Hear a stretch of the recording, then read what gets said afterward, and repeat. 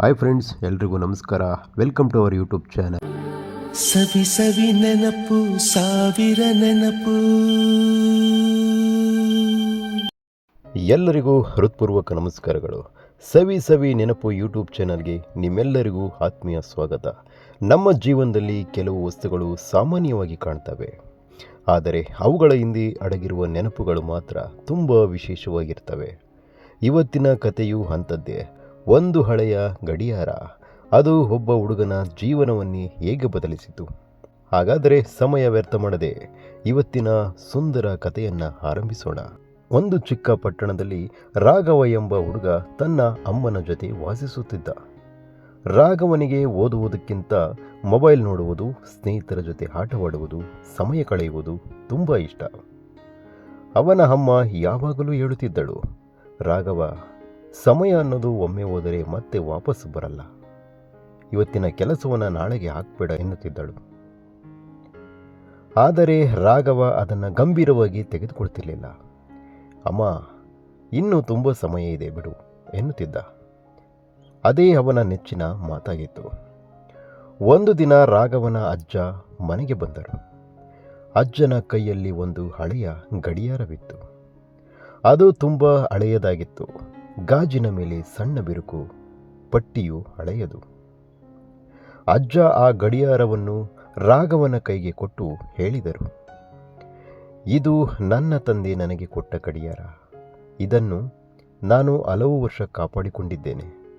ಈಗ ಇದು ನಿನ್ನದು ಎಂದರು. ರಾಘವ ಗಡಿಯಾರವನ್ನು ನೋಡಿ ನಕ್ಕ.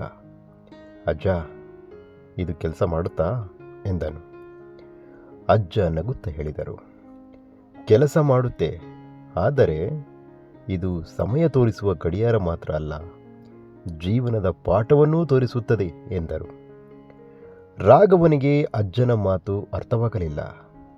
ಆದರೂ ಗಡಿಯಾರವನ್ನು ತನ್ನ ಮೇಜಿನ ಮೇಲೆ ಇಟ್ಟ. ಕೆಲವು ದಿನಗಳ ನಂತರ ರಾಘವನಿಗೆ ಶಾಲೆಯಲ್ಲಿ ಪರೀಕ್ಷೆ ಇತ್ತು. ಅಮ್ಮ ಹೇಳಿದಳು, ಇವತ್ತು ಸ್ವಲ್ಪ ಓದು, ಪರೀಕ್ಷೆಗೆ ಇನ್ನೆರಡು ದಿನ ಮಾತ್ರ ಉಳಿದಿದೆ ಎಂದರು. ರಾಘವ ಹೇಳಿದ, ಇವತ್ತು ಬೇಡ ಅಮ್ಮ, ನಾಳೆಯಿಂದ ಓದುತ್ತೀನಿ ಎಂದ. ಮರುದಿನವೂ ಅದೇ ಮಾತು, ನಾಳೆಯಿಂದ ಓದುತ್ತೀನಿ ಎನ್ನುತ್ತಿದ್ದ. ಪರೀಕ್ಷೆಯ ದಿನ ಬಂತು. ರಾಘವ ಪರೀಕ್ಷಾ ಕೊಠಡಿಯಲ್ಲಿ ಕುಳಿತ. ಪ್ರಶ್ನೆ ಪತ್ರಿಕೆ ಕೈಗೆ ಬಂದಾಗ ಅವನಿಗೆ ಬಹಳಷ್ಟು ಪ್ರಶ್ನೆಗಳು ಗೊತ್ತಿರಲಿಲ್ಲ. ಅವನು ಖಾಲಿ ಕಾಗದವನ್ನು ನೋಡುತ್ತಾ ಕುಳಿತ. ಆ ದಿನ ಅವನಿಗೆ ಮೊದಲ ಬಾರಿಗೆ ಅಜ್ಜನ ಮಾತು ನೆನಪಾಯಿತು. ಸಮಯ ತೋರಿಸುವ ಗಡಿಯಾರ ಮಾತ್ರ ಅಲ್ಲ, ಜೀವನ ಪಾಠವನ್ನು ತೋರಿಸುತ್ತಿದೆ ಎಂದಿದ್ದ ಮಾತು. ಪರೀಕ್ಷೆ ಮುಗಿಸಿ ಮನೆಗೆ ಬಂದ ರಾಘವ ಬೇಸರದಿಂದ ಮೇಜಿನ ಬಳಿ ಕುಳಿತ. ಅವನ ಕಣ್ಣಿಗೆ ಅಜ್ಜ ಕೊಟ್ಟ ಗಡಿಯಾರ ಕಾಣಿಸಿತು. ಅದು ಟಿಕ್ ಟಿಕ್ ಟಿಕ್ ಎಂದು ಓಡುತ್ತಿತ್ತು.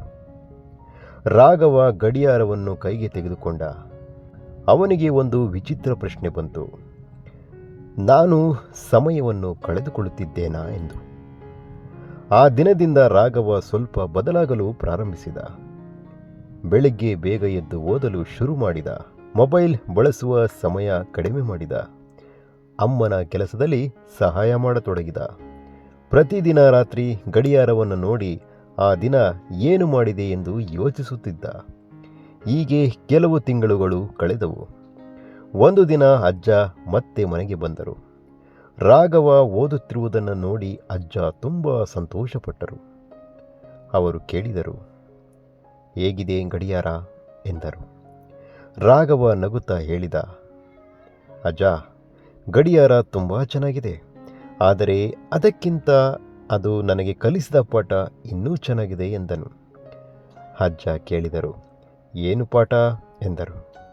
ರಾಘವ ನಿಧಾನವಾಗಿ ಹೇಳಿದ, ಸಮಯ ನಮ್ಮ ಕೈಯಲ್ಲಿಲ್ಲ, ಆದರೆ ಆ ಸಮಯವನ್ನು ಹೇಗೆ ಬಳಸಬೇಕು ಅನ್ನೋದು ನಮ್ಮ ಕೈಯಲ್ಲಿದೆ ಎಂದನು.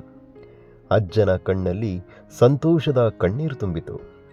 ಅವರು ರಾಘವನ ಭುಜದ ಮೇಲೆ ಕೈಯಿಟ್ಟು ಹೇಳಿದರು, ಈ ಮಾತನ್ನು ನೀನು ಅರ್ಥ ಮಾಡಿಕೊಂಡಿದ್ದೀಯಲ್ಲ, ಅದೇ ನನ್ನ ದೊಡ್ಡ ಉಡುಗೊರೆ ಎಂದರು. ವರ್ಷಗಳು ಕಳೆದವು. ರಾಘವ ದೊಡ್ಡವನಾದ. ಒಳ್ಳೆಯ ಕೆಲಸ ಸಿಕ್ಕಿತು. ಆದರೂ ಅಜ್ಜ ಕೊಟ್ಟ ಆ ಹಳೆಯ ಗಡಿಯಾರವನ್ನು ಅವನು ಯಾವತ್ತೂ ಬಿಟ್ಟಿರಲಿಲ್ಲ.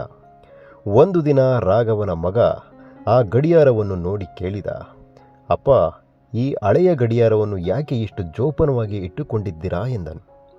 ರಾಘವ ಗಡಿಯಾರವನ್ನು ಕೈಗೆ ತೆಗೆದುಕೊಂಡು ನಗುತ್ತಾ ಹೇಳಿದ, ಇದು ನನಗೆ ಸಮಯ ಎಷ್ಟು ಅಂತ ಮಾತ್ರ ಹೇಳಲ್ಲ ಮಗ, ಸಮಯದ ಬೆಲೆ ಎಷ್ಟು ಅಂತ ಹೇಳುತ್ತೆ ಎಂದನು. ಅವನು ಗಡಿಯಾರವನ್ನು ಮಗನ ಕೈಗೆ ಕೊಟ್ಟ. ನೀನು ಏನಾದರೂ ಆಗಬಹುದು, ಆದರೆ ಒಂದು ವಿಷಯ ಮಾತ್ರ ನೆನಪಿಟ್ಟುಕೋ, ಹೋದ ಹಣವನ್ನು ಮತ್ತೆ ಸಂಪಾದಿಸಬಹುದು, ಕಳೆದುಕೊಂಡ ವಸ್ತುವನ್ನು ಮತ್ತೆ ಪಡೆಯಬಹುದು, ಆದರೆ ಕಳೆದುಕೊಂಡ ಸಮಯವನ್ನು ಮಾತ್ರ ಯಾವತ್ತೂ ಮರಳಿ ಪಡೆಯಲು ಸಾಧ್ಯವಿಲ್ಲ ಎಂದನು. ಗಡಿಯಾರ ಮತ್ತೆ ಟಿಕ್ ಟಿಕ್ ಟಿಕ್ ಟಿಕ್ ಎಂದು ಓಡುತ್ತಿತ್ತು. ಆ ಶಬ್ದದ ಜೊತೆ ರಾಘವನ ಮನಸ್ಸಿನಲ್ಲಿ ಒಂದು ಮಾತು ಮಾತ್ರ ಕೇಳಿಸುತ್ತಿತ್ತು, ಸಮಯ ನಿಲ್ಲುವುದಿಲ್ಲ ಎಂದು. ನಾವು ಮಾತ್ರ ಅದರ ಜೊತೆ ಮುಂದೆ ಸಾಗಲೇಬೇಕು. ಗೆಳೆಯರೇ, ಕಥೆಯ ನೀತಿ ಏನು ಹೇಳುತ್ತೆ ಅಂದರೆ, ಸಮಯ ಚಿಕ್ಕದಾಗಿ ಕಾಣ್ಬೋದು, ಆದರೆ ನಮ್ಮ ಜೀವನವನ್ನು ಬದಲಿಸುವ ಶಕ್ತಿ ಅದಕ್ಕಿದೆ. ಇವತ್ತು ಮಾಡಬಹುದಾದ ಒಳ್ಳೆಯ ಕೆಲಸವನ್ನು ನಾಳೆಗೆ ಮುಂದೂಡಬೇಡಿ, ಏಕೆಂದರೆ ನಾಳೆ ಎಂಬುದು ನಮ್ಮ ಕೈಯಲ್ಲಿಲ್ಲ, ಆದರೆ ಇವತ್ತು ನಮ್ಮ ಕೈಯಲ್ಲಿದೆ. ಗೆಳೆಯರೇ, ಇವತ್ತಿನ ಕತೆ ಇದಾಗಿತ್ತು. ಈ ಕತೆ ನಿಮಗೆ ಇಷ್ಟವಾಗಿದ್ದರೆ ಒಂದು ಲೈಕ್ ಮಾಡಿ, ನಿಮ್ಮ ಸ್ನೇಹಿತರು ಮತ್ತು ಕುಟುಂಬದವರೊಂದಿಗೆ ಶೇರ್ ಮಾಡಿ. ಇಂತಹ ಮನಸ್ಸಿಗೆ ಹತ್ತಿರವಾಗುವ ಕನ್ನಡ ಕತೆಗಳಿಗಾಗಿ ಸವಿ ಸವಿ ನೆನಪು ಚಾನಲನ್ನು ಸಬ್ಸ್ಕ್ರೈಬ್ ಮಾಡಿ. ಮತ್ತೊಂದು ಸುಂದರ ಕಥೆಯೊಂದಿಗೆ ಮತ್ತೆ ಭೇಟಿಯಾಗೋಣ. ಅಲ್ಲಿಯವರೆಗೂ ನಿಮ್ಮ ಸಮಯವನ್ನು ಗೌರವಿಸಿ ಸಂತೋಷವಾಗಿರಿ. ಧನ್ಯವಾದಗಳು.